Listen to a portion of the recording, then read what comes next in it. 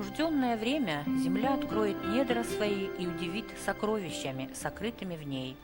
Эти пророческие слова Николая Рериха будто сказаны им об уникальном памятнике бронзовой эпохи, о Дайдонском могильнике, обнаруженном археологами в 2006 году и сразу же признанном специалистами мировой сенсацией.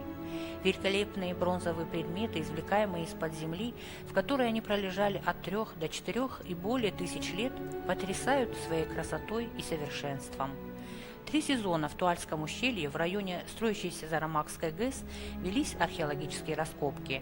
Результатами их стали сенсационные научные открытия и осознание всеми очевидцами того, что этот древний некрополь – это ценнейший пласт истории не только осетинского народа и даже не только России, но и всего человечества.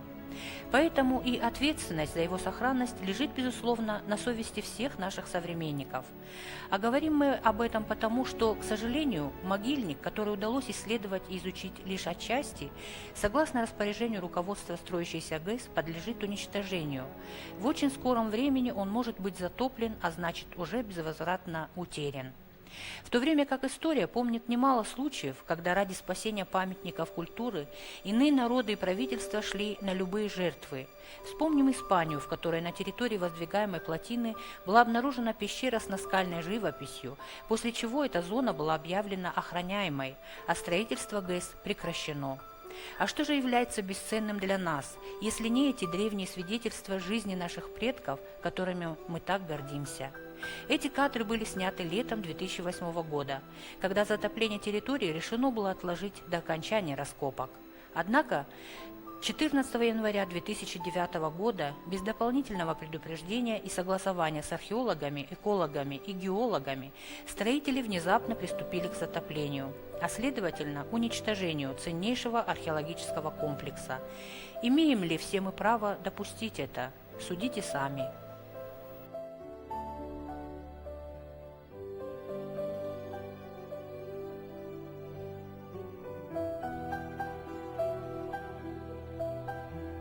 Уже второй год ведутся полномасштабные раскопки Дайдонского могильника эпохи поздней бронзы.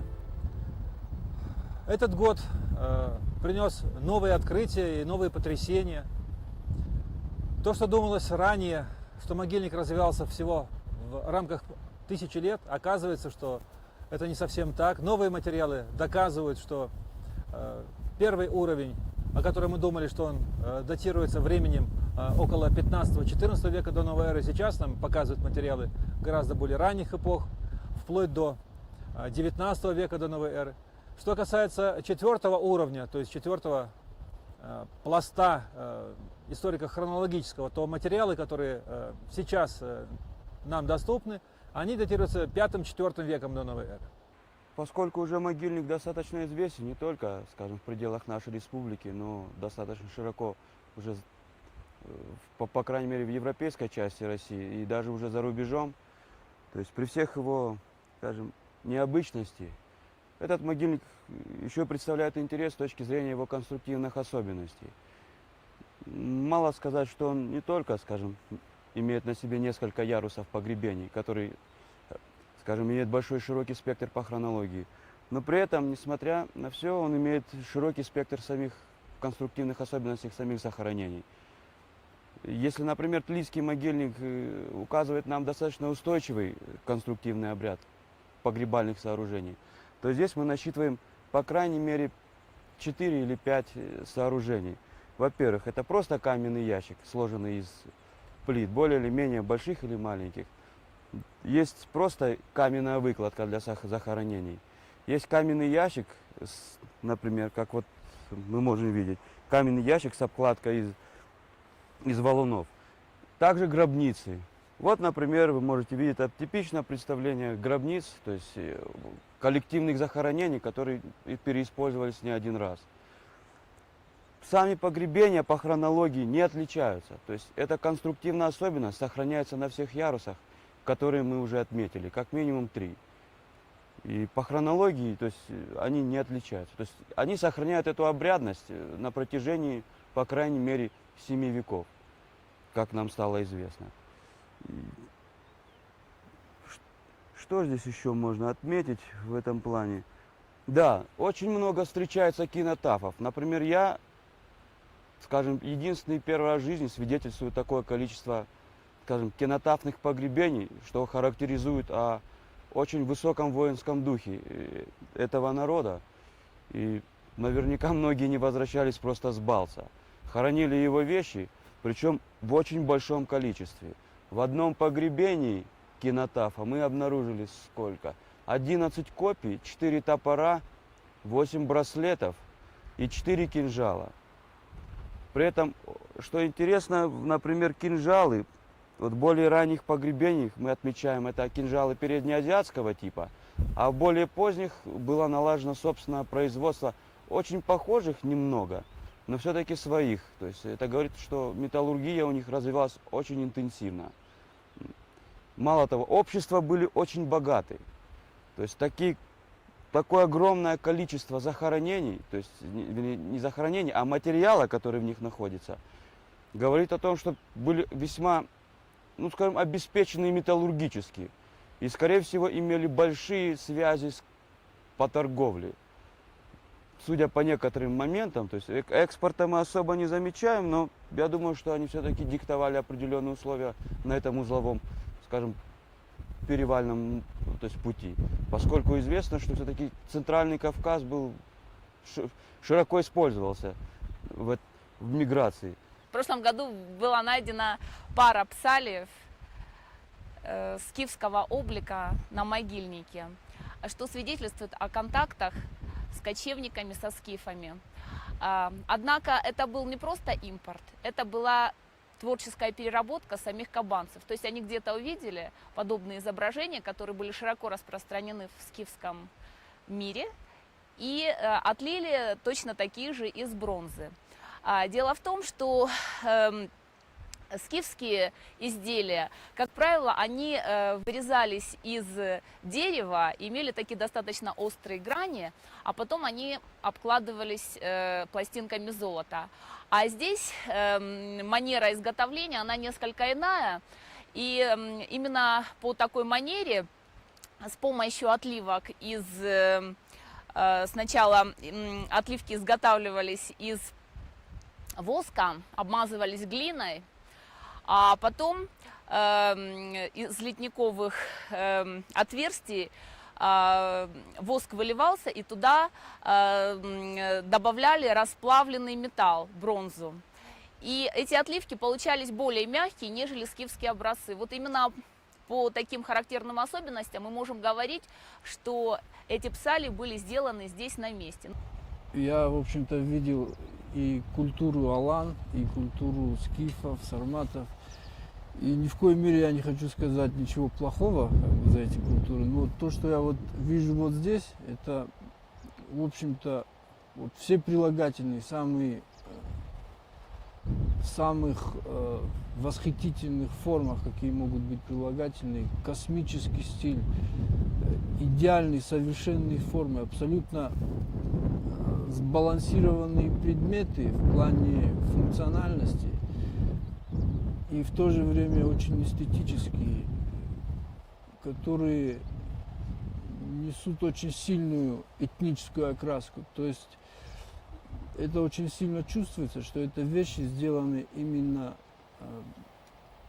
Вот человек, который сомневается в том, вот, чьи мы потомки, я думаю, ему просто достаточно посмотреть на эти вещи, и он этнически, интуитивно почувствует, что мы именно потомки вот этого народа, который обладал эстетикой на самом высоком уровне.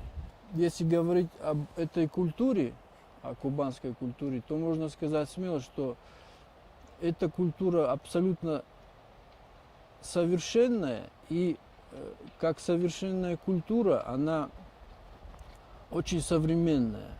То есть вот если эти вещи увидеть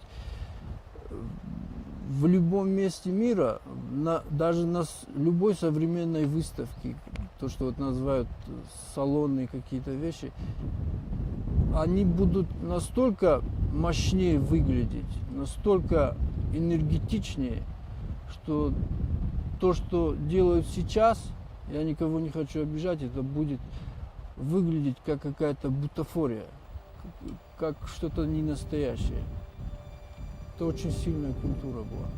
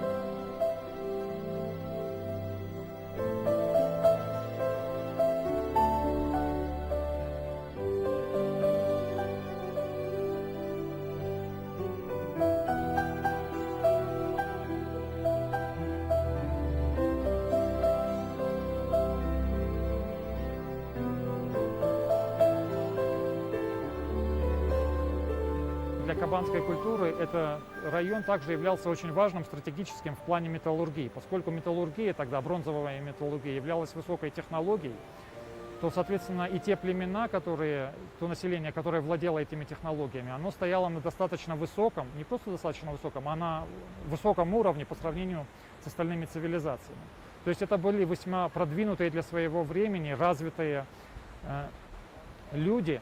И, соответственно, духовная культура их, которая прослеживается по тем изделиям, которые мы имеем и которые перед нами есть, говорит о их высоком эстетическом вкусе и достаточно развитой, очень хорошей, мощной развитой идеологии. По большому счету, сейчас происходит рывок, какой-то вот рывок вперед в нашем понимании и кубанской культуры, и роли Кавказа в мировой культуре, и цивилизация Северного Кавказа сейчас перед нами открывается в совершенно другом фоне. Материалы этого памятника, они являются уникальными. Но, пожалуй, еще более уникальным является вот этот культовый комплекс, который перед нами здесь находится. Само построение, само строение этого культового комплекса, оно очень архаично, что говорит о том, что оно возникло еще в эпоху промежуточную между энеолитом и бронзовым веком.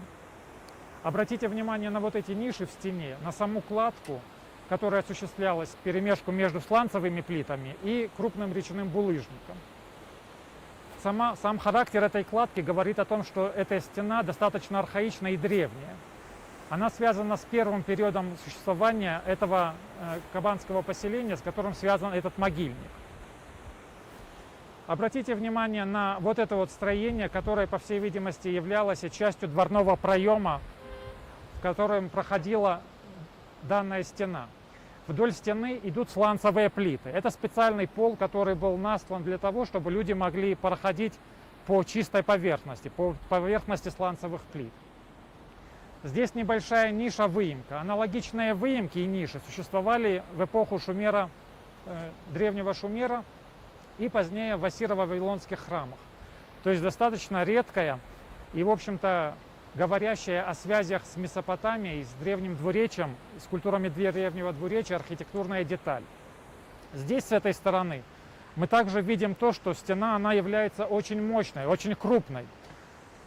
Толщина этой стены превышает полтора метра. И для нас является загадкой, почему именно была необходимость в культовом здании создавать такую мощную толщину стен. То есть, по всей видимости, помимо культовых нагрузки, данное здание еще могло иметь и фортификационный характер.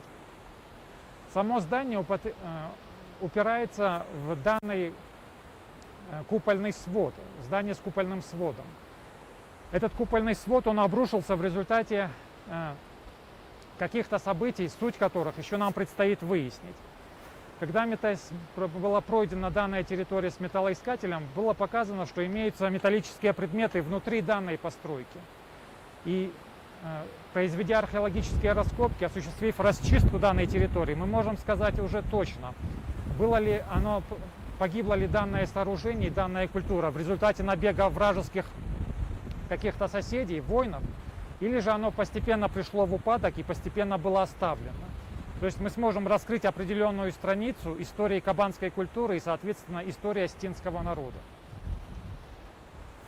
Этот памятник был выявлен совершенно случайно в течение буквально 10 дней при зачистке сланцевых плит, которые выступали наружу. За 10 дней была вот эта территория очищена, и перед нами предстал культовый памятник уникальный культовый памятник кабанской культуры, который не имеет никаких прецедентов. Обратите внимание, с самого начала, вот здесь вот идет полукруглая кладка крупных камней булыжника. Здесь была специальная обкладка, то есть, по всей видимости, поверхность данная, близкая к поверхности алтаря, по своей значимости могла быть. Следующее, это вот данная конструкция, тоже полукруглой формы, выложенная крупным булыжником. Если бы здесь бы перед нами была бы аналогичная конструкция, выложенная из кусков сланца, можно было бы говорить о каком-то другом значении данной конструкции. Здесь же, по всей видимости, она также продолжала иметь именно культовое значение. Их характер предстоит выяснить. Обратите внимание, пожалуйста, на характер этой кладки. Здесь прекрасная зачистка, которая выполнена вот нашими девочками, рабочими из Мизура, которые помогают в расчистке. Обратите внимание, вот слой идут сланца.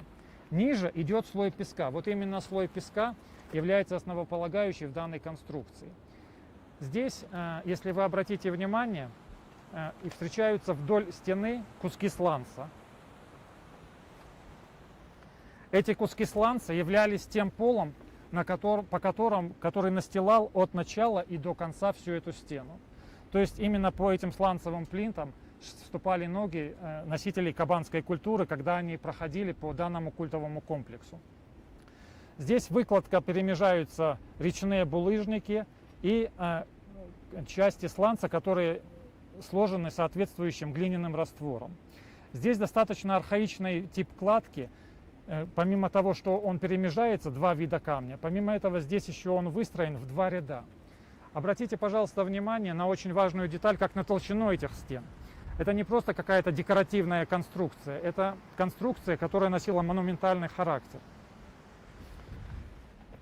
Толщина данной стены превышает 1,80 м. Вполне возможно, что в нераскопанной части мы увидим данный монументальный комплекс уже целиком. По крайней мере, мы можем судить о его масштабе и размерах. Вполне возможно, что это было достаточно грандиозным сооружением для своего времени. Нам предстоит раскопать еще достаточно большую территорию, чтобы всплыла целиком характер этой постройки и ее значение. На территории данного культового комплекса мы имеем находки лошадиных черепов, которые говорят о том, что данные черепа использовались в ходе культовых мероприятий. Данное культовое мероприятие в остинской культуре прекрасно известно, это обряд бахфалдишен, посвящение коня мертвому. Причем этот обряд, он восходит к индоевропейским культам и соприкасается очень плотно с культами, указанными в Ригведе, жертвоприношения коня, которое существовало у древних индийских племен в период завоевания Древней Индии. То есть здесь мы выходим на соприкосновение с реликтами древнего индоиранского, индоевропейского мира, которые данный культовый памятник позволит реконструировать.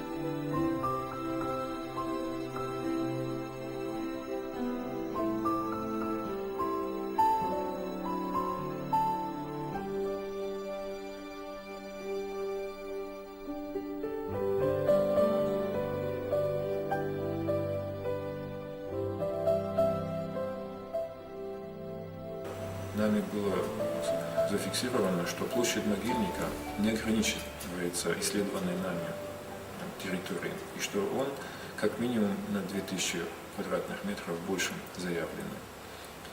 Вот. Вся необходимая документация по вновь выявленным площадям нами подготовлена и передана и в органы охраны памятников, и заказчику в Москву и в Министерство культуры Российской Федерации. Мы ждем от оставшейся части могильника неисследованных достаточно новых интересных артефактов.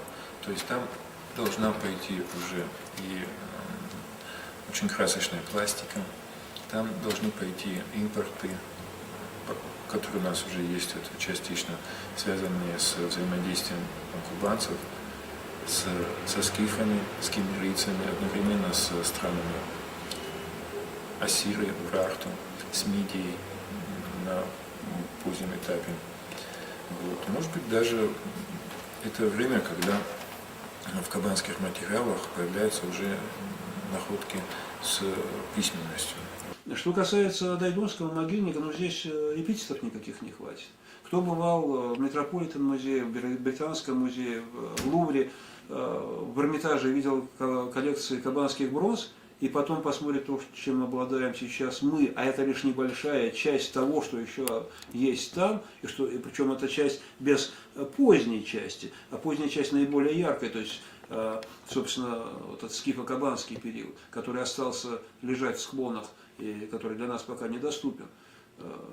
Так, извините, любой из этих музеев поменялся бы с нами, тем, что у них есть, на то, что вот сейчас добыто. Речь идет о том, что это на самом деле предметы, представляющие мировую художественную и культурную ценность. То есть, ну, без всякого преувеличения, не потому, что это наше, а потому, что это наше, в смысле человечества. И здесь спору нет, это видели специалисты, во время крупновских чтений здесь побывали, и повосхищались все те, кто имеет какое-то отношение, крупнейшие специалисты в этой стране. И их мнение ничуть не отличается от того, о чем я сейчас говорю. То есть мы стоим перед тем, что кто-то готов это все загубить. При этом я вспоминаю, это конец 60-х, начало 70-х, Африка, Асуанская плотина, все было вывезено, было выпилено и перевезено в другое место. Когда речь идет о сохранении ценнейших пластов исторического наследия народа и без преувеличения мировой сенсации, ответственность ложится не только на решивших утопить собственную культуру гидроэнергетиков, но и на каждого из нас. Потому что утрата бесценных памятников станет преступлением без срока давности и перед исторической памятью народа, и перед наукой, и перед будущими поколениями.